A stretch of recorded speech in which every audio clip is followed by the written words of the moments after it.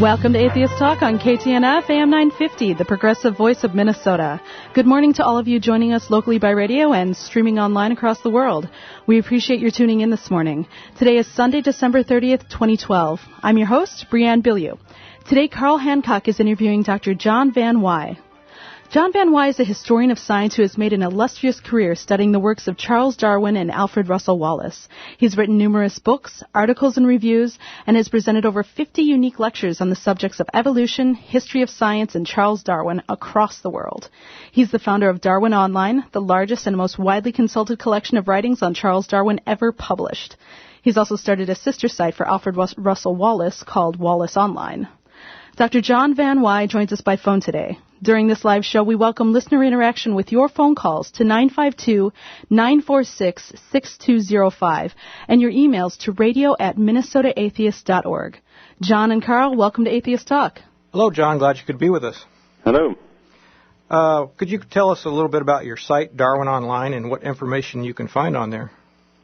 Well, Darwin Online is basically the complete works of Charles Darwin and also all of his unpublished writings, his notes, notebooks, manuscripts, and a huge collection of other things about Darwin. So it's basically a one-stop shop for everything about Charles Darwin. So most everything on there is published that Darwin did and Wallace also? Yeah, everything Darwin ever published, every word, it's all collected in one place, which is very useful when you often hear people saying what Darwin said or what he claimed. Well, there's one place where you can actually go to check these things authoritatively. Now, you did come out with a few books on Darwin. Could you tell us a little about those, and also one on Wallace, too? Yes, I've published some scholarly and a couple of popular books on Darwin. And I've just finished one mostly on Wallace, trying to figure out exactly how did Wallace come to natural selection himself. It's actually a story everybody's heard of Darwin and Wallace coming up with the same theory, but Wallace has never received anything like the research that Darwin has. So I'm hoping my book will set the record straight. And another good book would be the Darwin Experience. You did that, and National Geographic helped with that? Yes, that's right. That was published in the U.S. with National Geographic. It's a sort of illustrated coffee table book which includes facsimiles of things that Darwin actually used, so original copies of his letters and notebooks and things, which gives one a rich idea of being able to hold the original documents in your hands. Yeah, I have it also, and you can also take out, you can have reproductions of his first tree of life he drew and all that, right? Yeah. That was my big motivation in writing that book, was to be able to give people access to things that they would never have seen before, even if you've got a few books on Darwin, a biography or two. But this one will give you a real sense of what it was like on the Beagle, etc. I'd like to go over a little bit of Darwin's early life before his trip on the HMS Beagle and what prompted him to become a naturalist. Okay. Yeah, well, Darwin was someone who was not interested in politics. He was not interested in religion. And from a wealthy family background, that meant he had a lot of opportunities. He could have done anything. He could have done any career he wanted. But science was something that always interested him. He didn't set out to work on evolution. We have no evidence that he thought anything about it at all. So he didn't set out to disprove the existing theories of life and species. He was very interested in how life works and on collecting species. And so the ultimate results of the voyage of the Beagle were, in fact, an accident as far as Darwin was concerned. He didn't set out to disprove creationism. So on his trip, he had 15 notebooks, and they were used, and those were for each island he went to, or what was that about? Well, he set out on the Beagle, which was a government surveying ship. So the purpose of the voyage of the Beagle wasn't to carry Darwin around, but to explore the sea routes mostly around South America, but then also to ultimately travel all the way around the world. And Darwin was taken along as a naturalist because it was considered to be a great opportunity that shouldn't be wasted, that someone who was able to study the geology and the biology of all these areas should go along. So that's why Darwin went. He took with him, of course, a lot of notebooks and papers and books and things to help his studies. And along the course of the way, he ended up filling up 15 notebooks, in addition to thousands of other pages of notes and things. But these notebooks that he kept were not published until very recently. So they did contain some on-the-spot records from Darwin, which is, of course, such a historic voyage. So to have these original notes was quite interesting to have after all these years. And that's your book, Notebooks from the Voyage of the Beagle. And of the 15 notebooks that were the ones that you thought what were the ones that you thought were the most interesting in all of those? Well, the notebooks are, they're not intended for publication. They were they were his private notes.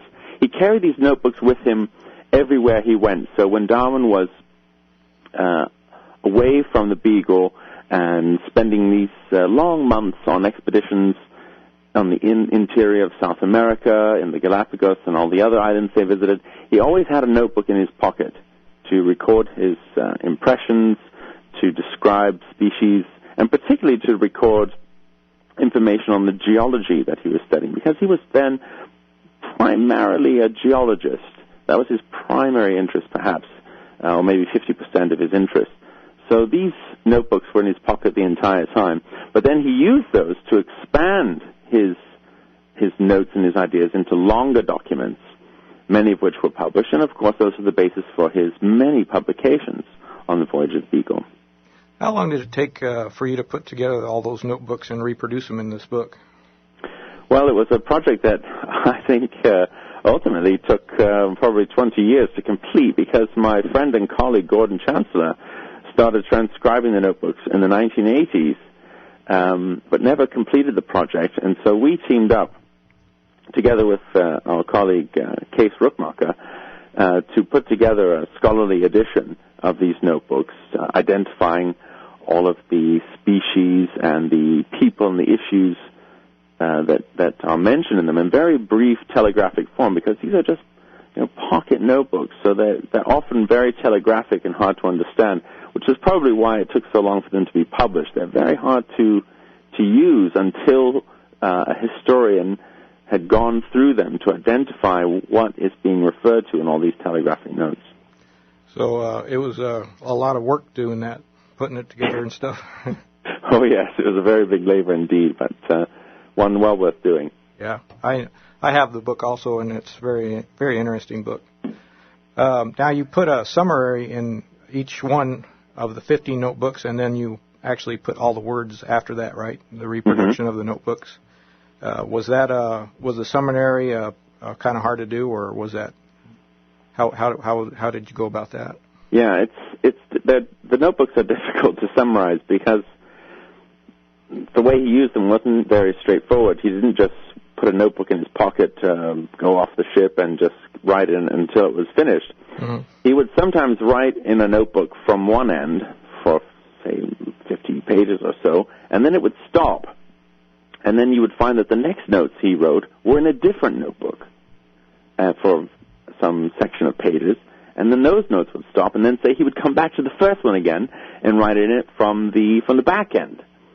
So they're really complicated from that sense. It took a lot of detective work to put together what was going on. We think the reason he did that was that probably he took one of these notebooks, he went out on an expedition, he went riding across the Pampas or whatever it was, and when he got back to the Beagle, that notebook contained unique records of his experiences and observations. So if he was then going in a few days on another expedition, he seems to have left that notebook behind and taken a fresh one with him. He didn't want to risk losing his records from the previous expedition before he had taken them out into other notes. So he would take a fresh notebook with him. So you have this to and fro, a little bit of notes in one book and then a little bit in another one. So they're not written in a straight sequence like you would in a diary. They are really mixed up, bits here, bits there, bits here, bits there. And this just records the way he actually worked in the field. Very interesting. What would you say made Darwin realize on his trip aboard the Beagle start thinking about life in longer periods instead of the shorter version of the biblical Genesis story? Yes, well, as I said, Darwin was primarily a geologist, so he was really interested in discovering what was the history of the Earth itself in the places he visited. Why were the pampas these vast flat plains? Why were these, there were apparent steppes on the east coast of South America? He investigated these, he looked at the fossils that he could find in them. Were they seashells? Were they mammals? Trying to reconstruct the history of that part of the world. And most people don't know this, but by the time Darwin went on the voyage of the Beagle, scientists already knew that the world wasn't 6,000 years old. No scientists accepted that anymore. That was very, very old-fashioned. They knew that the world was very, very ancient. They didn't know how old it was, but they knew it was very old indeed. So for Darwin to take a perspective that the history of the world was a very, very long one wasn't new to him, wasn't unique to him. He was following the practice of science of the day. But and we'll have to come right back to that. Sorry to interrupt you, Dr. John van Wyhe. We'll be back after the break with our guest, Dr. John van Wyhe. I'm Breanne Bilyeu, and you're listening to AM 950, KTNF, the progressive voice of Minnesota. This is Jennifer Pritchett from the Smitten Kitten. Smitten Kitten is a warm and welcoming sex toys and supply shop where everybody is welcome. If you're already a customer, you know what I mean. But if you haven't been here, the Smitten Kitten is open, it's friendly, it's staffed by sex educators. You'll find people from all walks of life shopping at Smitten Kitten, and we're the best respected adult retailer in the Midwest. I'm very proud to say that we set the standard internationally for adult retail and education too. Smitten Kitten was the very first 100% safe, healthy, and non-toxic sex toys retailer in the world in 2003, and we've been paving the way ever since. Find a quality collection of sex toys, the best lubes, and an incredible resources selection. We'll help you find the right gift, the right product, at the right price. Smitten Kitten is located at Lake and Lyndale in Uptown at 3010 Lyndale Avenue South. We're open from 11 to 9, Monday through Saturday, and noon to 7 on Sundays. Find out more about Smitten Kitten on our website at smittenkittenonline.com. Don't believe in God? Join the club. Humanists, atheists, and freethinkers have joined the American Humanist Association since 1941 to advocate for progressive values and equality for non-theists in America. Located in Washington, D.C., the American Humanist Association lobbies Congress on humanist issues, protects the rights of atheists in the courts, and supports more than 140 local chapters. Visit us at AmericanHumanist.org or find us on Facebook and Twitter to learn how you can join the club today. There are those that say that the recent severe storms are God's judgment. There are those that say humans are causing climate change. Humanists know that knowledge of our world comes from observation, experimentation, and rational analysis, not from reading horoscopes or old writings. The Humanists of Minnesota are a group of humanists, agnostics, atheists, freethinkers, and others interested in finding rational and science-based solutions to our problems. Find meeting times and locations and more at humanistofnn.org. Like us at Facebook, too, or call us at 651-335-3800. The responsibility for our world is ours, and ours alone. Hi, my name is Mickey McCabe, and I'm the owner of Cucumbers Restaurant at 75th and France and Edina. If you've never been to Cucumbers, it's a buffet-style restaurant with a huge variety of salads, homemade soups, bakery items, and hot entrees that change daily and nightly. Plus our always fresh fruit and delicious ice cream. We're open for lunch and dinner, but Sunday brunch is my favorite time at Cucumbers. With scrambled eggs, waffles, French toast, bacon, sausage, baked ham, chicken fajitas, brunch potatoes, warm gooey cinnamon rolls, and many other items to choose from, it's no wonder why Cucumbers has always been a popular Sunday destination. So whether you're looking to skip Mass, someplace to go after Mass, or just great food to maintain your Mass, Cucumbers is the answer to your prayers. Bring in your church bulletin or Minnesota Atheist newsletter and receive a $2 discount off the buffet price. Cucumbers, one heavenly buffet at 75th and France and Edina.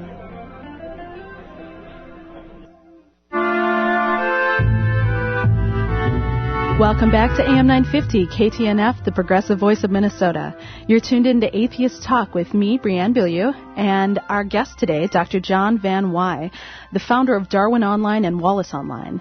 He's being interviewed by Carl Hancock. If you'd like to speak with Dr. van Wyhe, you can call us at 952-946-6205 or shoot us an email at radio@minnesotaatheist.org. And, John, we had to cut you off at the break there, but you were speaking with us about Darwin and about the science of the time that no longer accepted the shortened biblical interpretation of time, and he was looking at life in longer and longer periods of time. So we'd like you to go back to that if you are still able to do that. Yes, of course. I think this is one episode in the history of science that surprises most people today, because what most people hear nowadays, and even if you see, say, a documentary by a scientist like Richard Dawkins, who are not familiar with the history of the period, they will repeat this myth that until Darwin came along, everyone thought the world was 6,000 years old. Well, this is just completely wrong. By Darwin's day, the geologists had already determined that the world was incredibly ancient. They didn't know how old it was, but it was very, very old indeed. And, of course, all of those geologists and scientists were Christians.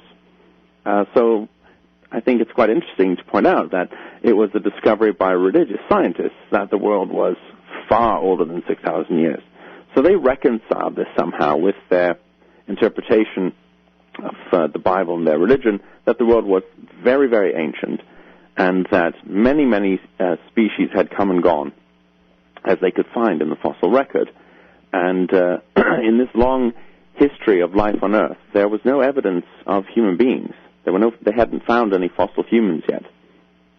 So it was quite uncontroversial. It was absolutely acceptable that the world was very ancient and that there was a history of life preserved in the record that needed to be explained.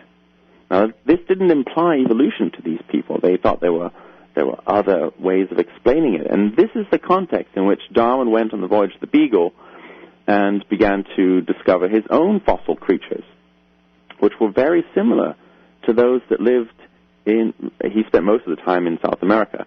He found fossils there of extinct mammals. And they were very similar to things that live in South America today. And this is probably the thing that got him first thinking, well, why is this? Why were extinct fossil mammals found here in South America that were so similar to things that only live in South America today? So, like a lot of very smart people who still maintain a belief in religion, the scientists of that time found a way to interpret the biblical teachings with their understanding of science using scientific methods. We do have a question from Travis and Elko, Dr. Van Wyhe, if you'd like to take that. Of course. Wonderful. Travis, welcome to Atheist Talk. What's your question for Dr. Van Wyhe? Well, I just recently got done reading The Voyage of the Beagle, and I was astounded to realize as I was reading it that Darwin wasn't always the old man that you see in the picture. He was far more Indiana Jones on the voyage than I had ever expected, and I'd just like to hear the doctor's thoughts on that. Yes, a very good point. Very good point, because one does tend to think of Darwin as this bearded old man. But on the Voyage of the Beagle, he was a 20-something up-and-coming naturalist, and he did have quite a few adventures. It's hard to imagine a young Darwin with pistols in his belt galloping along the pampas, but that's what he was doing. And so it's the young Darwin who made so many discoveries during the voyage. He was not in any way looking for evolution, but all of these things that piled up, there was the fossils that resembled things that lived in South America today, and there were some other puzzles that didn't make sense. For example, he found a new species of rhea, or a South American ostrich. There was one already known, and he found another one, and they were almost indistinguishable. They're very, very similar, and that their ranges were right next to each other. So how did that happen? Why were there two species that were like cousins right next to each other, separated by the Rio Negro? Did God create two species of ostrich on either side of this river that were almost identical? This puzzled him. And then, of course, thirdly, when the beagle reached the Galapagos Islands, Darwin was very interested to go to these very unusual and remote places. Not many ships went to the Galapagos Islands, but he was interested mostly in the geology. He didn't expect that the biology of the islands would be that interesting.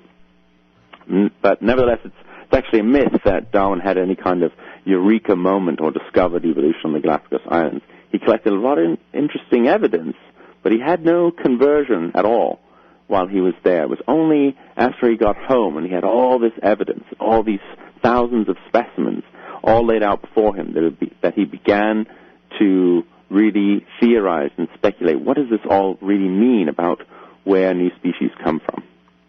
That's lovely. We always hear about Darwin's finches and, of course, the tortoises, but we never hear anything about Darwin's ostriches. Yeah, well, you should. And then back to Carl. After Darwin's voyage was over, when did he start putting the pieces together to come up with his theory of natural selection? Well, he started right away once he came back. His mission basically was, he had these vast collections of specimens of different types, reptiles, mammals, birds, fish, etc. And he wanted to send these collections to experts to formally identify for science. And it was in communication with these people that he started to learn more about what these specimens really told him. So, for example, those famous finches from the Galapagos Islands, Darwin didn't even know they were finches. He thought they were a load of different kinds of birds because they look quite different. But an expert ornithologist in London was able to tell him, oh, look, these small ground birds you found are actually all types of finch, and they're closely related finches. So that gave Darwin one of the final instigations to think, gosh, all these finches are closely related, and they're on islands that are very, very new. When these islands erupted out of the ocean as volcanoes, there was nothing on them. They were just dead lava rock. And these birds are clearly from South America. And someone who had spent as much time there as he had could see this instantly. The birds were clearly like those of South America, but they were unique species. So where did they come from? How did they get to be so many species? How could it be that you got a different species of finch on all these different islands? They couldn't all have come from South America and each one accidentally landed on its own island. So he quite reasonably surmised that some finch had somehow blown from the winds from South America and ended up in the Galapagos Islands, and over time had migrated to different islands, and then over a long period of time had descended into different daughter species. And I think at this point we're going to have to go to break again. Please stay with us through the break, and we'll return to Atheist Talk with our guest John van Wyhe. I'm Brianne Billiou, and you're listening to AM 950 KTNF, the progressive voice of Minnesota.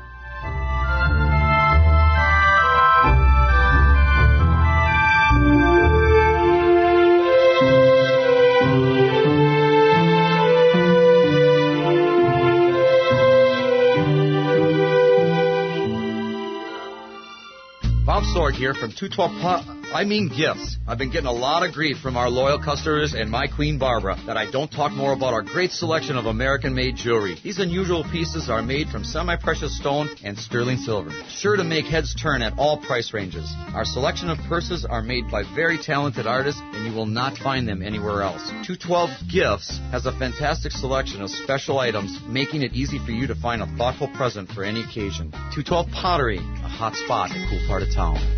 Lunch can be a rush, so make it a delicious one for under $10. Backstreet Kitchen's buffets change daily and range from Italian, Mexican, and barbecue to good old Minnesota fish fry all day Friday. It's a great location for business meetings, but if you're on the go, they also prepare boxed lunches. Backstreet Kitchen offers a family-friendly casual lunch or great catered event near 169 south of Valley View Road on Washington Avenue in Eden Prairie. More at eatlocalminnesota.com. We humans arrive on our planet knowing nothing. In our first 2 years, we learn how to clothe and feed ourselves as well as the basics of communication. Humanists know that knowledge of our world is derived by observation, experimentation, and rational analysis. The Humanists of Minnesota are a group of humanists, agnostics, atheists, freethinkers, and others interested in finding rational and science-based solutions to our problems. Find our meetup group, meeting topics, book clubs, newsletters, and other activities at our website, humanistofmn.org. Like us on Facebook or call us at 651-335-3800. The responsibility for our world is ours and ours alone. Atheists, secular humanists, and free thinkers. Here you are listening to the Minnesota Atheists Talk Radio Show, Atheist Talk. We hope you are enjoying it. If having a frankly atheist perspective on the radio waves appeals to you, please consider making a contribution to our radio fund. Our contract came up for renewal, and we need your help if you want the program to stay on the air. That will make sure that you can continue to have opportunities to hear interesting speakers with non-religious perspectives, and you can call up and ask them questions too. Get the details on our website at minnesotaatheists.org, where you will find buttons to make it easy to make a secure donation through PayPal. Or, if you have a business and would like to reach an intelligent, progressive audience, please contact us through our website. That's minnesotaatheists.org. Or call us at 612-588-7031. If you are interested in us, we are interested in you. Don't believe in God? Join the club. Humanists, atheists, and freethinkers have joined the American Humanist Association since 1941 to advocate for progressive values and equality for non-theists in America. Located in Washington, D.C., the American Humanist Association lobbies Congress on humanist issues, protects the rights of atheists in the courts, and supports more than 140 local chapters. Visit us at AmericanHumanist.org or find us on Facebook and Twitter to learn how you can join the club today. AM 950 weather is brought to you by the Calhoun Beach Club. Mostly sunny skies today with highs near 25. Partly cloudy tonight and cold with a low around 5 and wind chill values below 0. Monday mostly sunny with highs only getting up to 6 degrees. Expect the low Monday night to be around negative 12. If you're looking for a place that makes it easy to keep your New Year's resolution, become a member at the Calhoun Beach Club. With circuit training, yoga, pools, and much more, it's more than a fitness center. Mention AM 950 and get a free 3-day pass. More at CalhounBeachFitness.com. Welcome back to Atheist Talk on AM 950 KTNF. I'm your host, Brianne Bilyeu, and I'm here with Carl Hancock. We're speaking with Dr. John van Wyhe, an expert on the life and works of Charles Darwin. And Dr. van Wyhe, there are a lot of myths and misconceptions about Darwin and his works and his beliefs, and one of the biggest ones probably is that he was an atheist during his time, right? What truth is there behind that? And why do so many non-believers love Darwin so much if he's not an atheist? Well, that's an interesting question. Darwin has been called an atheist ever since he published The Origin of Species by people who thought that he was putting forward a theory that was against the Bible or that was not religious. Well, of course, many people did think his theory was irreligious, but let me put it this way. This is a very great mystery. The public world of Darwin's day was far more religious than the world is today. But within 10 or 15 years of publishing his book, the international scientific community had almost unanimously accepted that Darwin's theory was true. And the debate over evolution and creationism, the scientific debate that is, was over by the 1870s. So if anyone tells you it's still controversial, that's just nonsense. It was over in the 1870s. Now, how can that be if such a vastly more religious public received this book with vastly less evidence than we have nowadays? Well, that shows you that most people didn't receive his book as an atheistical work at all.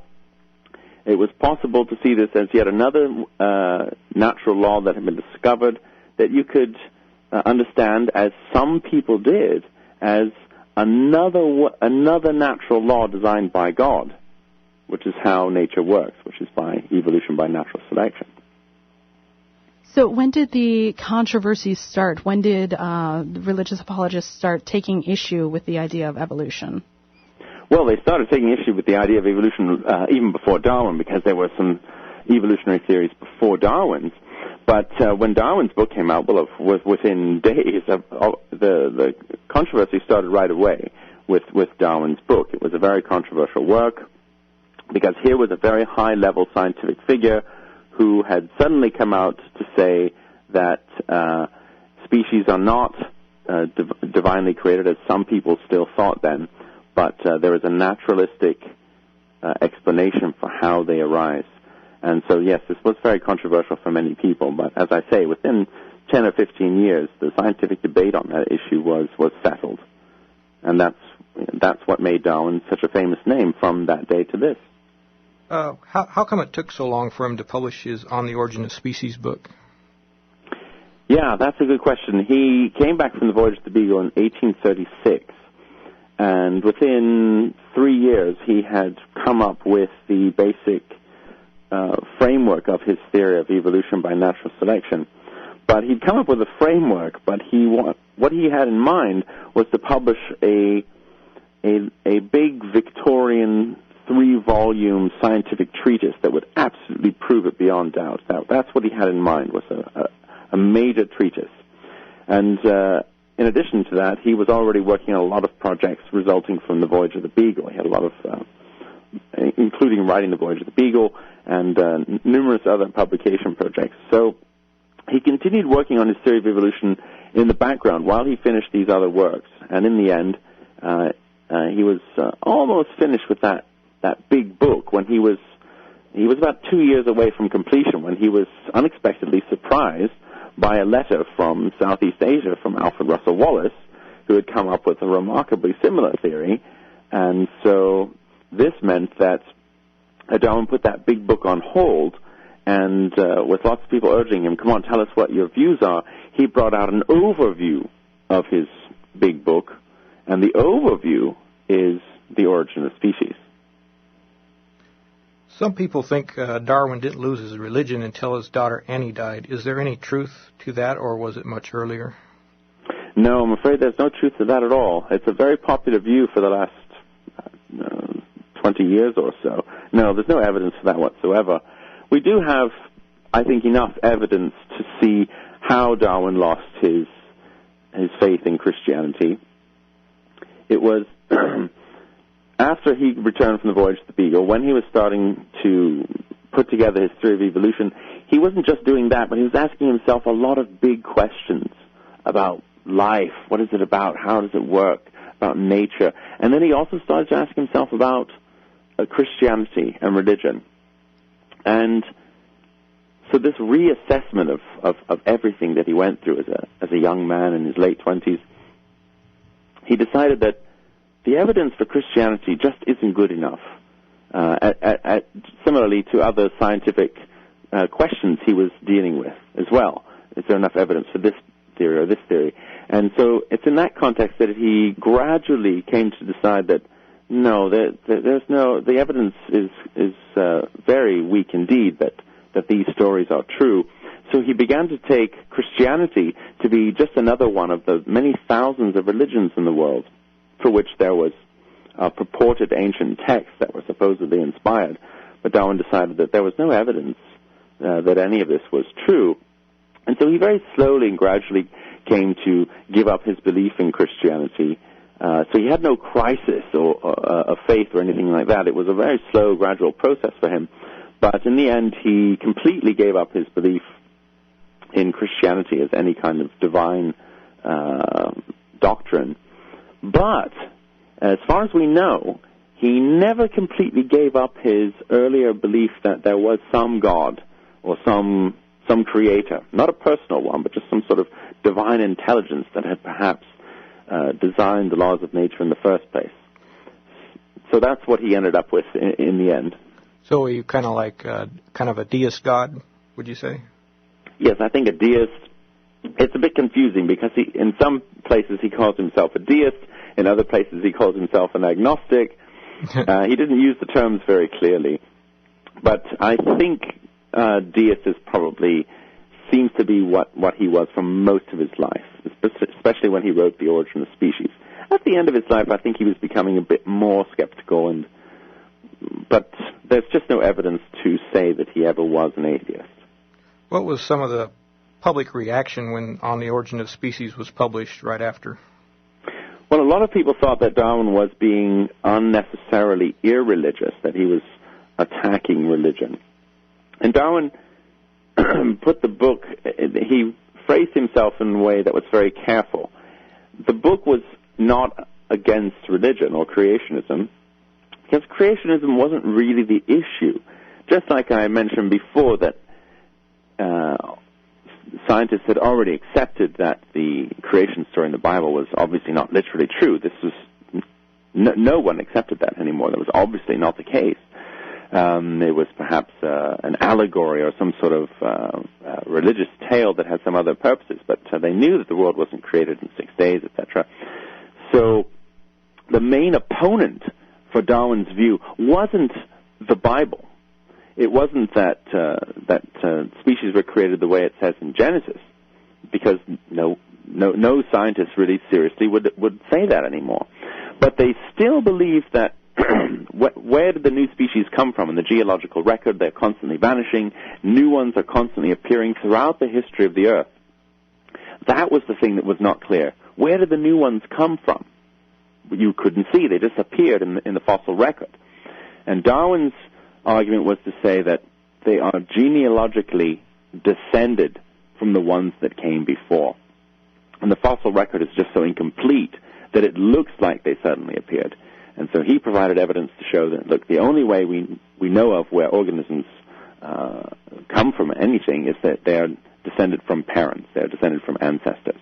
And that was his answer. Darwin's next book was The Descent of Man, which dealt with human evolution. What were some of the findings that still hold true today, and what were some of the mistakes that had to be corrected by modern-day scientists?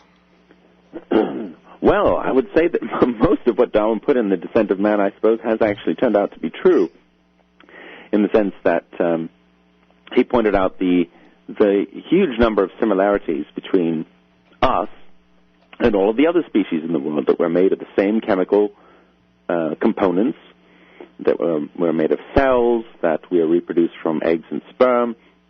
All of these things were vastly similar, and that, of course, building on the knowledge of the day, which is already quite advanced, it was obvious that human beings are a species of primate.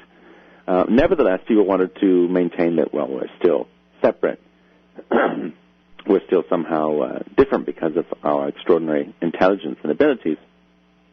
And what Darwin wanted to show was that the difference between humans and other species isn't some great divide, some big gulf between us and everything else, but actually that everything we have and do is a difference of degree from what other species can do, especially the mammals and primates.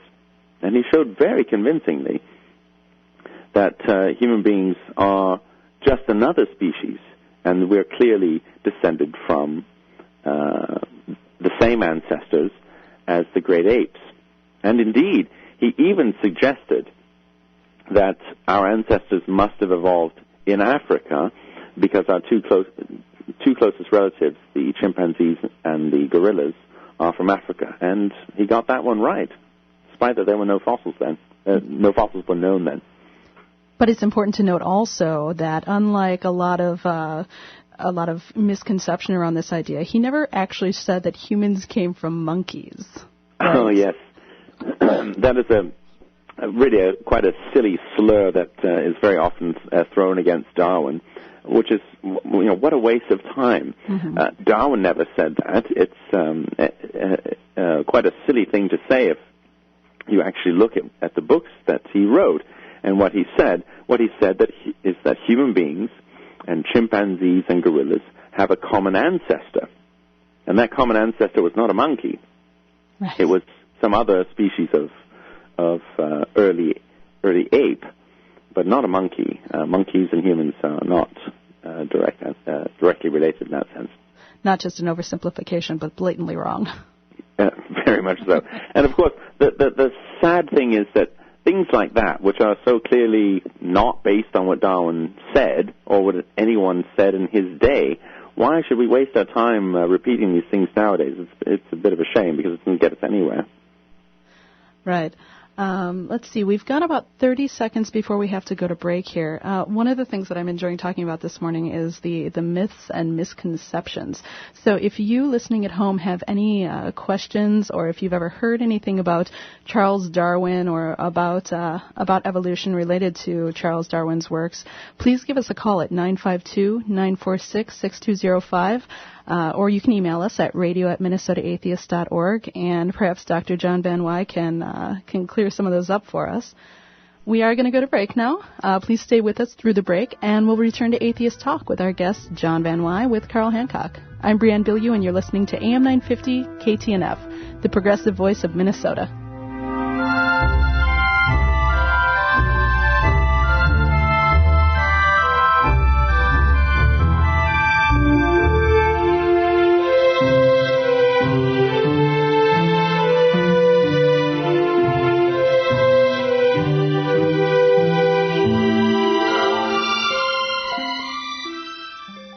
Estate planning doesn't have to be hard. This is Chris Timchek with Unique Estate Law. I help loved ones avoid excessive court involvement when dealing with estates. I specialize in complex estate planning for both traditional and blended families, unmarried couples, and single parents. My ability to custom design wills, healthcare directives, and financial powers of attorney has given me a strong reputation in our LGBT community.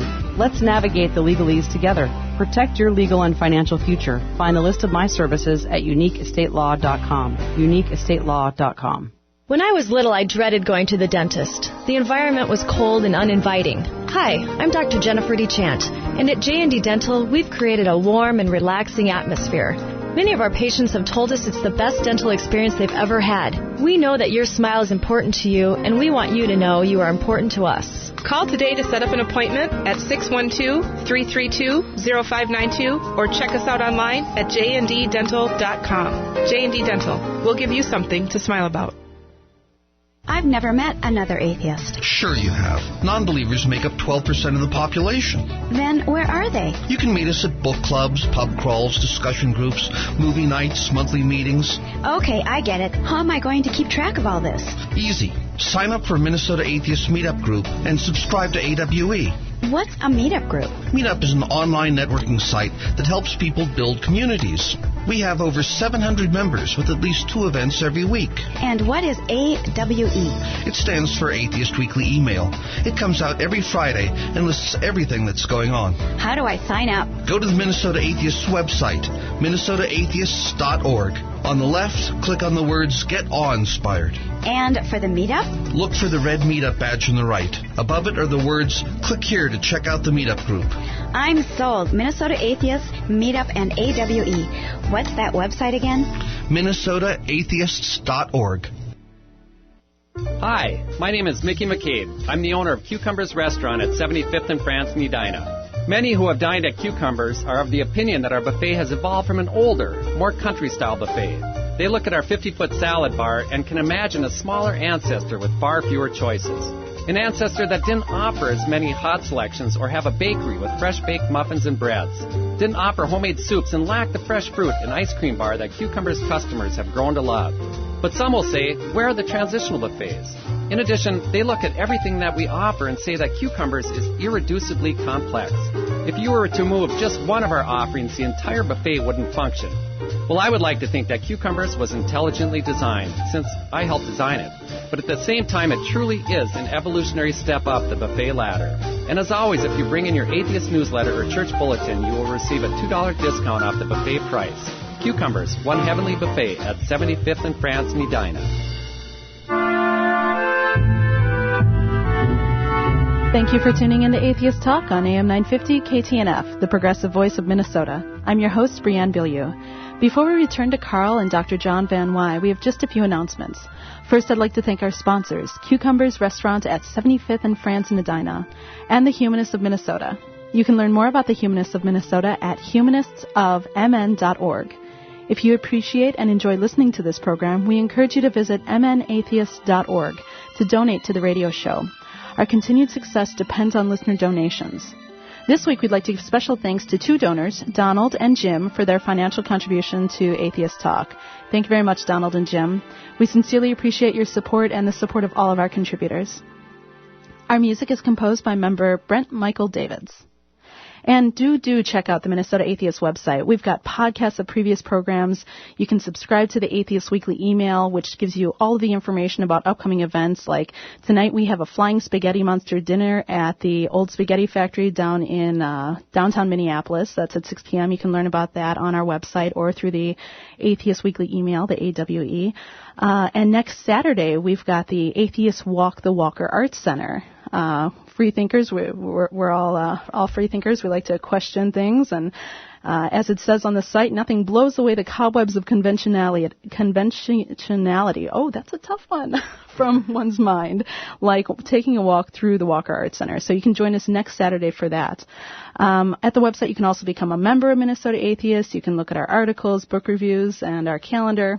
And you can join us on Facebook and Twitter. We've got new Facebook and Twitter accounts, and you can get information about the shows. You can send us questions there. We're committed to building up our online community and making the show more accessible to you, our listeners. And that's about it. Thanks for listening. Now let's return to John and Carl. I was wondering, did you watch the movie Creation, and what were your thoughts on that? The movie Creation. Yes, of course I saw that. Well, I was rather disappointed in the sense that it's not very historically accurate. The film is very fictitious. I mean, the dialogue is all made up, and the arguments that Darwin has with his wife about religion and publishing his theory are entirely fabricated. There was no such debate in the Darwin family about publishing his theory, and there was no conflict at all. So historians have tried so hard to show that there was no conflict of science versus religion in Darwin's life. And, a movie like this comes along, which reaches so many people, which distributes this made-up image of Darwin fighting with his wife about evolution versus religion. It's completely fabricated. In fact, we know very little about what his wife thought about his theory, but we know that she was informed about it as soon as they were engaged. That's when Darwin was coming up with the theory. He told her about it right away. And her notes about the clarity of his language are in the early rough drafts he wrote of his theory just a few years after that. So it's completely bogus that Darwin was in any way held back from his scientific and evolutionary views from what his religious wife thought. She wasn't that religious at all. So she wasn't as devout as people say she was? She was devout of a type, but she was of a very liberal version of Christianity. And although I don't think she was very keen on some of the details of his theory, for in particular that human morality was nothing special. She didn't like that. We know that from a letter she wrote, but that's about it. We really don't have anything to go on. The rest of it is just made up. And that's really the message that one has to take away from all of this, which is always to ask, how do we know that? You hear some story about Darwin, was he an atheist or wasn't he? How do we know? What is the evidence? And nowadays, with the Internet, although, of course, there's a lot of junk on it, it is actually possible to go out and find out, particularly with something like Darwin Online. You can go and you can actually look through Darwin's writings yourself. You don't have to rely on what someone else says. You can go and look it up and find out. And in Darwin's case, well, there is no evidence for any of this. Yeah. In Darwin's final days, there are still rumors by creationists who say Darwin converted back to Christianity upon his death. What are the facts behind his death? Yes, that's quite an amusing one. No, that's quite silly. That was exposed by a historian in the mid-1990s who traced back where exactly do those stories actually come from? What is the evidence? And we know that this story was invented by a very pious evangelical lady who possibly did meet Darwin once on a visit to his village. And so she may have used that as the basis to elaborate her fictional story of Darwin converting on his deathbed. It's a very silly story indeed. There's no truth in it whatsoever. And if you really know, if you read Darwin's letters throughout his life, he hadn't the slightest qualms whatsoever in being a disbeliever. None whatsoever. Yeah. He was absolutely devoted to free inquiry. But on the same side, one has to also acknowledge that he was somewhat conservative in the sense that when atheists would write to him and say, please acknowledge our cause and will you give us your name, he didn't want to do that. He didn't like the idea of attacking people's beliefs, particularly religious ones. And he would say, well, look, I'm a scientist and not an expert on religion, so please leave me out of it. We only have like a minute and a half left, but I'm wondering if you could tell us some of the good resources to go to in order to find Darwin's works besides yours and the truth of what he written. Well, I would suggest the best source to go to is Darwin's autobiography itself. It's a wonderful resource.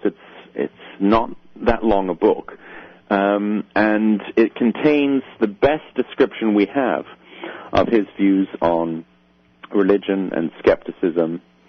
And it's really, I think, despite what is said about Darwin, you will find that most of what he wrote in his autobiography is actually accurate and a very fair assessment by Darwin looking back at the end of his life. So I would suggest his autobiography.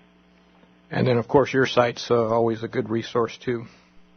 Yes, well, Darwin Online will have everything you would like on Darwin, yes, of course. Of course, you can read his autobiography and everything else on there. Yes, everything Darwin wrote. The other resource, of course, is the Darwin Correspondence Project, which has another website which is dedicated to Darwin's letters. So that would be the other resource that is worth consulting. Well, he had two volumes of his letters. Was that correct? Well, that was what was published in the early days after his death. But now there's a scholarly project working on publishing all that survived. They're now up to volume 19. Oh, okay. And they're still going. A very authoritative work on all of Darwin's surviving letters. Dr. John van Wyhe, thank you very much for being with us today. It's been our pleasure. Thanks a lot. Thank you. I'd like to thank everyone listening for tuning into Atheist Talk. I'm Brianne Billieu, your host. Join us again next Sunday. We'll be focused on evolution again, this time with Dr. Ivan R. Schwab. He'll be talking with us about his new book, Evolution's Witness, How Eyes Evolved. I'm proud to be on the air with the Minnesota Atheists, and I hope you've enjoyed the show. This show depends on the generous support of our members, our sponsors, and our donors. Please consider supporting the show through the donation link at mnatheist.org. The podcast for the show will be on the radio page later today. Have a good Sunday.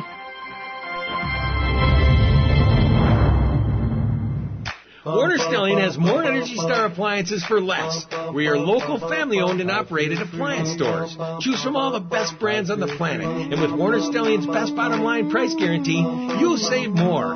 You also get free local delivery, professional installation, free recycling of replaced appliances, and up to 24 months no-interest financing. Experience what over 200,000 of your neighbors have. Make Warner Stellian your appliance specialist today.